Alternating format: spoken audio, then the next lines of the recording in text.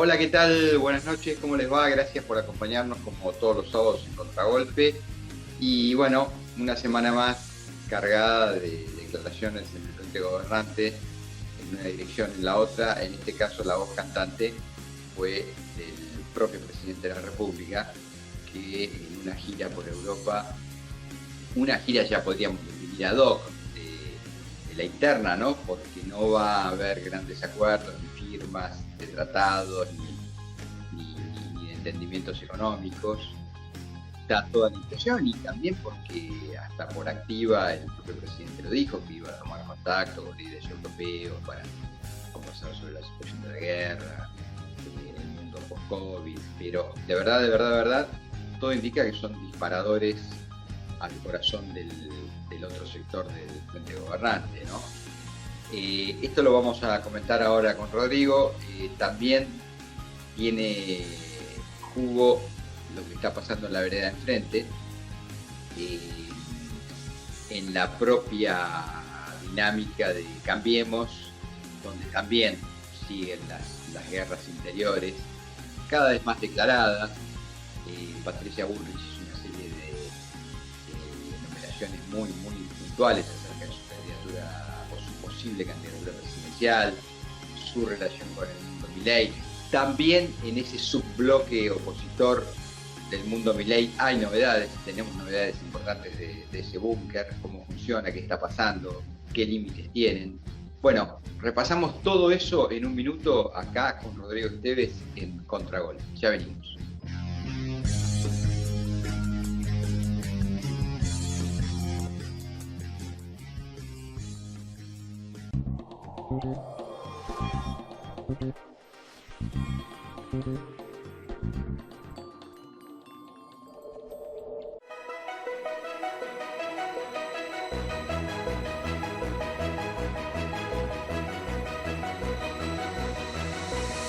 La transformación no para. En San Juan, con grandes oasis productivos, potenciamos la agroindustria vitivinícola y olivícola. Lideramos la inversión minera y el desarrollo energético. En esta tierra hay oportunidad, una oportunidad auténtica. San Juan. Señoras y señores, en el Banco Ciudad queremos que saques tus proyectos del banco de suplentes. Queremos bancarte para que juegues, para que encares tus sueños, para que vuelvas a sentirte titular de todo lo que querés hacer. Entra al Ciudad, vení al banco que te banca.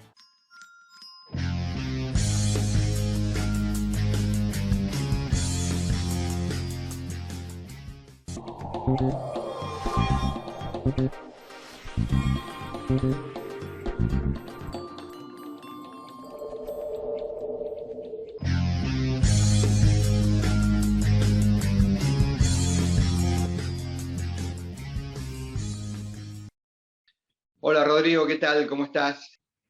Muy buenas noches, Roberto. Buenas noches para vos, buenas noches para la gente que nos acompaña los sábados a la noche.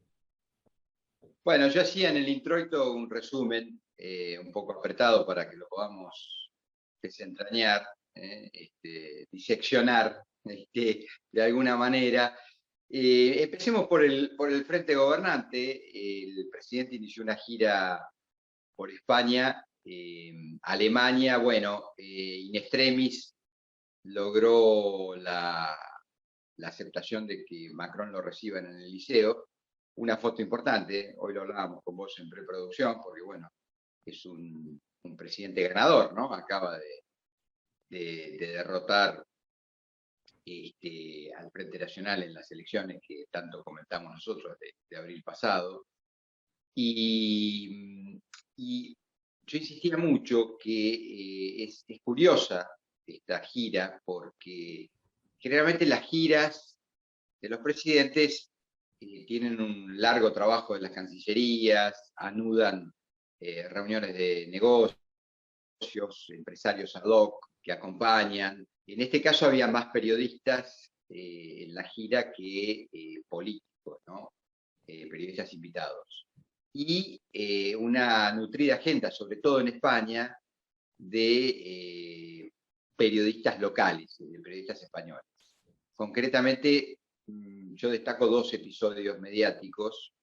Uno es el reportaje en el diario El País de Madrid que le hace Carlos Pué, que tiene el valor añadido de Carlos Pué fue corresponsal del país varios años en Buenos Aires, en Argentina, entonces él conoce un poco la dinámica política local, ¿no? Y el que le da a Radio y Televisión Española, donde se produce una pregunta que también da mucho jugo, que es concretamente si él va a ser candidato a la reelección. A mi gusto, después quiero conocer tu matiz, y en esto todas las interpretaciones son válidas.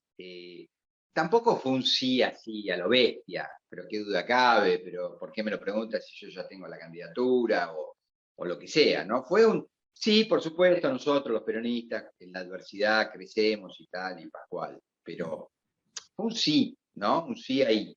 Pero en el interior del Frente Gobernante fue como una bomba eso, ¿no? Que es ya también un dato de color, o no de color, de sustancia, porque que un presidente en ejercicio vaya por la reelección sería lo más natural del mundo, no veo por qué tanto ruido, ¿no?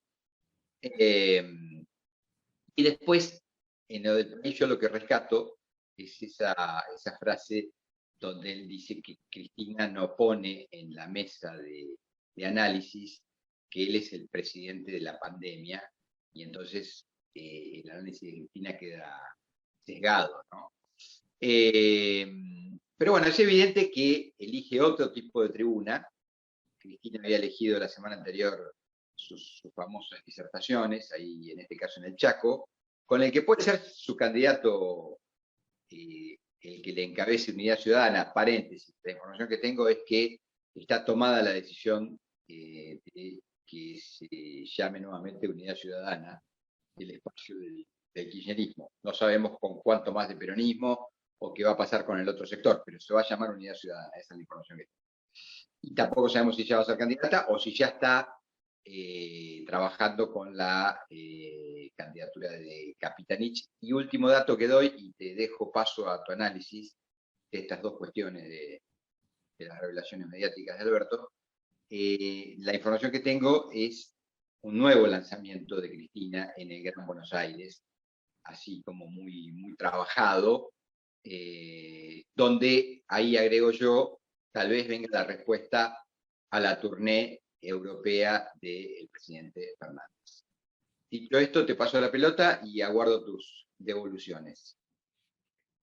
El roadshow comercial del presidente, ¿no? Un roadshow comercial por Europa. Terminó. Comercial porque decís.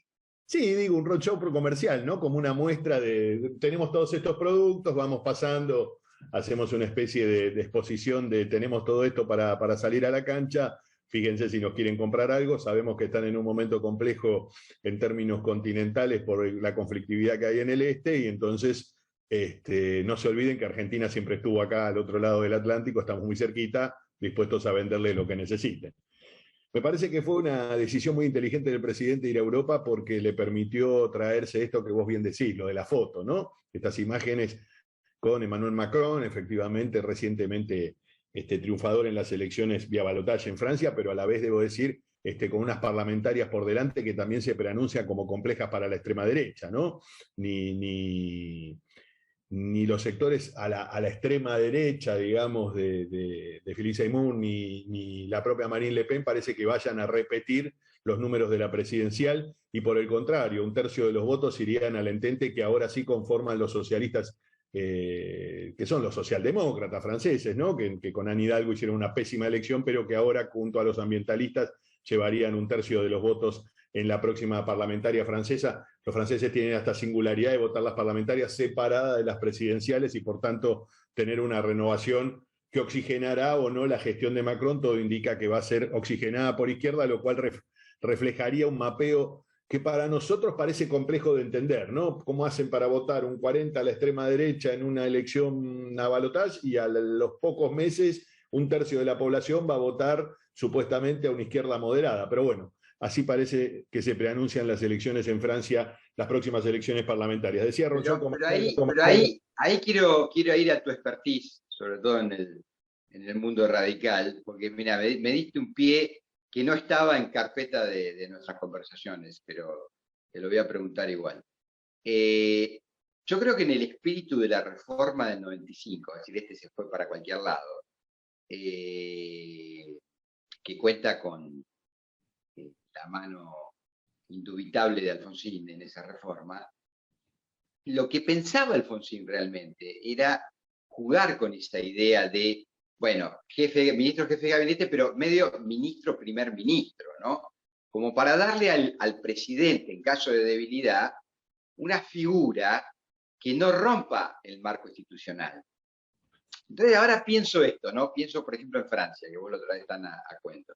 Efectivamente, Jean-Luc Mélenchon encabeza todas las posiciones, logró meter en la bolsa a comunistas y a socialistas y puede llegar a alzarse con la elección y eso puede obligar, entre comillas, porque es una prerrogativa presidencial, a Macron nombrarlo hombre fuerte del gobierno a Mélenchon.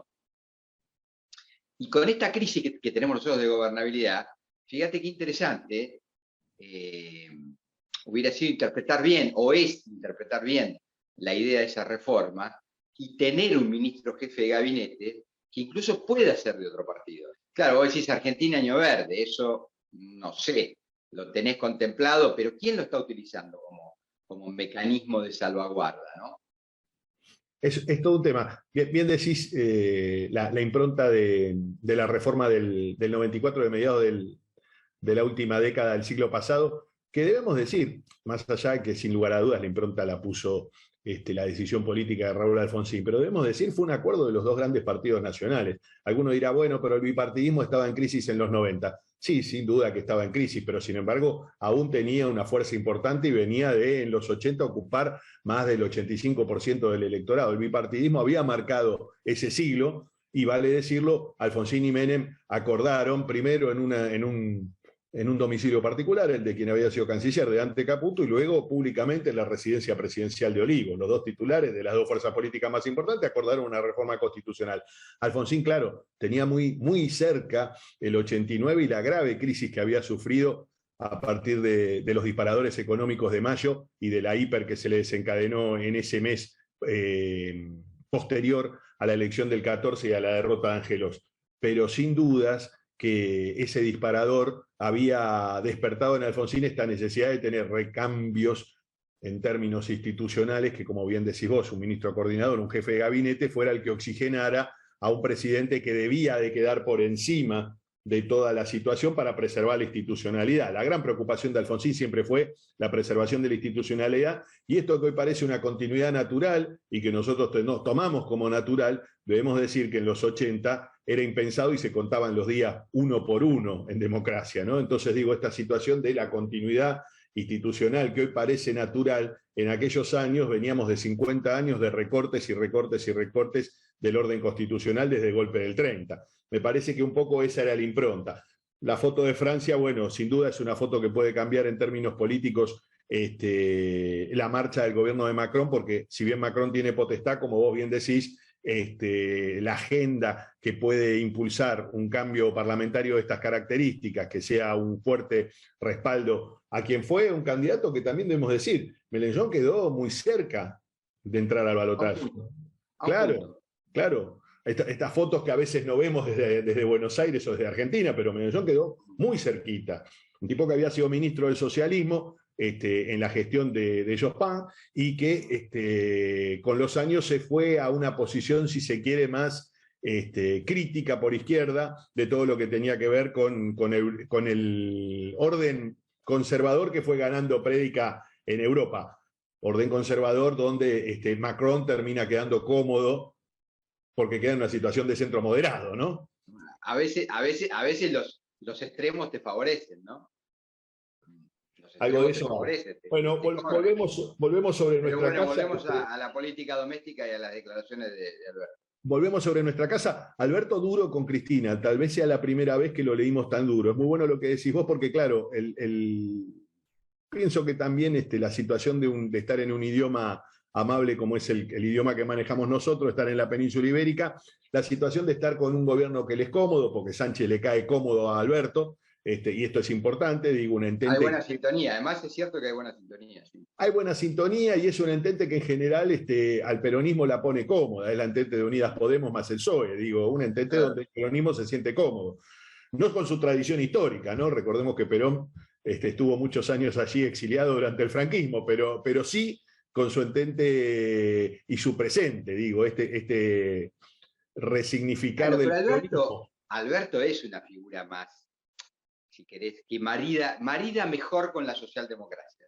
Sin Marida duda. mejor que Cristina, sin Bueno, duda. ese alfonsinismo en sangre que suelen endilgarle desde los sectores del cristinismo, lo hace sentirse muy cómodo con el PSOE. La realidad es que la respuesta al periodista del País, que como bien decís vos, trabajó muchos años cubriendo la Argentina y la región, y que además es un medio que hoy está en una posición de centro más corrido a la derecha que antaño, es una respuesta fuerte, me parece que es una respuesta fuerte y que no hace más que poner en palabras aquello que ya había dicho tras la derrota electoral en la parlamentaria. Digo, esta cosa de queremos paso, les aviso que va a haber paso y vamos a ir a la paso. Me parece que el presidente está en esa tesitura, es natural que piense con su reelección porque, como bien decís vos, desde la reforma constitucional de 1994, las reelecciones existen, por lo tanto hay una posibilidad cierta y lo natural es que el candidato busque su reelección, el candidato quien ejerza la presidencia busque su reelección.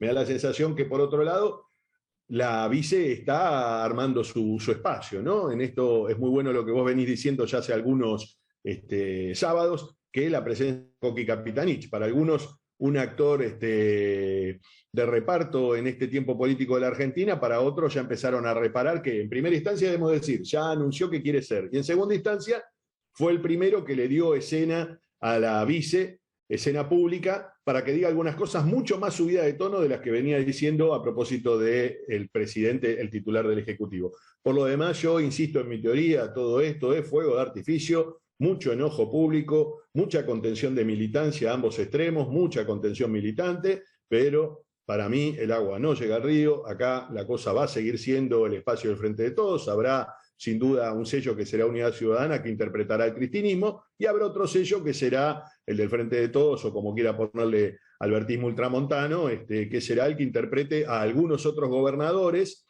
y al propio presidente de la Nación con su espacio de pertenencia que verá dónde puede ir construyendo algunas otras candidaturas que se tornen más convocantes. La realidad es que en estos días, tanto Culfas como Guzmán, como Moroni, que eran las tres caras visibles del drama pasional entre Cristina y Alberto, siguen paraditas y siguen sentadas en sus mismos lugares.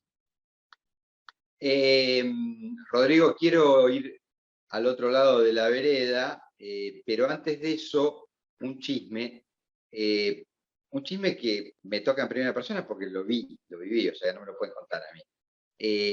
Fíjate que curioso la vuelta de la política, ¿no? El primer gobernador que apoya la reelección de Alberto es el de Tierra del Fuego, ¿no? Sale, que es de origen radical, Melella. Bueno, vos sabés que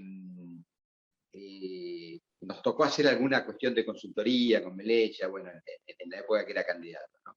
Y una de las tareas que nos habíamos propuesto era acercarle a Alberto Fernández, che, este es un gobernador que quiere colaborar y tal, y qué sé yo, pero necesita que lo bendigas. Ah, no, dijo Alberto, yo estoy con Bertone. Además Bertone gana por afano. O sea, bueno, en fin, Bertone perdió por afano, o perdió bien, y ahora Melella es albertista. Pero bueno, la política tiene esas cualidades, ¿no? Se puede ir y venir. Dicho esto, vamos al mundo opositor. Yo vi ahí declaraciones fuertes de Bullrich, hubo un asado en la Quinta de los Abrojos, ya pasaron los días, pero no importa porque el asado tiene sustancia de los personajes que había, y me dicen, vos esto sabés bastante más que yo, que fue curiosa la selección de la pata radical en ese asado. No estaba Morales, bueno, que es el jefe, ¿no?, del radicalismo, pero sí estaba el mendocino, el exgobernador de tradicional buena relación con Macri. Y después ya había personajes variopintos, ¿no? Estaba Joaquín de la Torre, que viene del peronismo, Pichetto, entre comillas la pata peronista, una visitante, bueno, una diputada del PP, curiosa, tal vez que represente el lado más más derecho del PP, ¿no? Cayetana Álvarez de Toledo. Pero bueno, digamos, ahí daba como la impresión que había una foto de lo que quisiera Macri que fuera ese conglomerado opositor. No sé tu lectura de la situación. Sí, son esos momentos en que uno siente que el expresidente está más cómodo que nunca, ¿no? Su casa, su mujer, sus espacios completamente ajenos a la práctica política, sin mucho barullo de por medio, mucho verde alrededor. Se lo ve cómodo. Un Durán Barba, decís vos, un Durán Barba puro y Se lo ve duro. cómodo. Es que uno a Macri lo ve incómodo cuando le toca la cosa pública, salvo cuando fue los cierres de estos cierres a los que lo empujó en aquel momento Hernán Lombardi, esos cierres un poco a contrarreloj de aquel balotaje donde se reencontró con la gente, pero más por imperativo de la gente que por convicción personal. Me da la sensación que estos son los momentos en que a Macri se lo ve cómodo.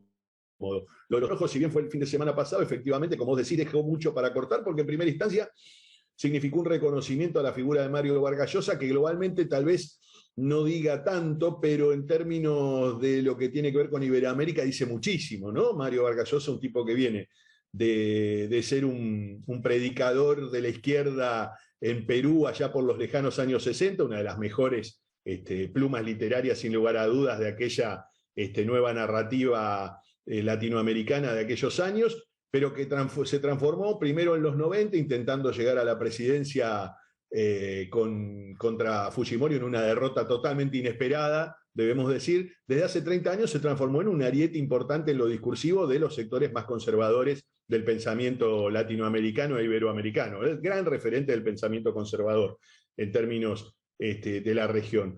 Y Cayetana, que bueno, tuvo su mal paso en su momento, pero que tiene mucho feeling con la Argentina porque vivió en Argentina muchos años.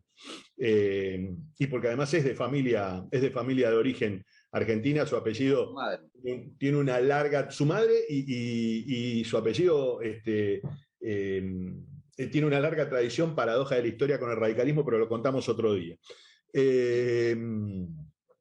Me da la sensación que ahí lo que sí vimos en torno al radicalismo, y que vos me preguntás en torno a Cornejo, tiene que ver con algo que ya veníamos conversando tiempo atrás, y que es más, te sorprendió al aire, recuerdo en ese momento, porque te dije, ojo con Cornejo, que puede terminar siendo un vice en alguna de las ententes de los sectores del macrismo puro. Lo anticipaste y pareciera ser que se corporiza, ¿no?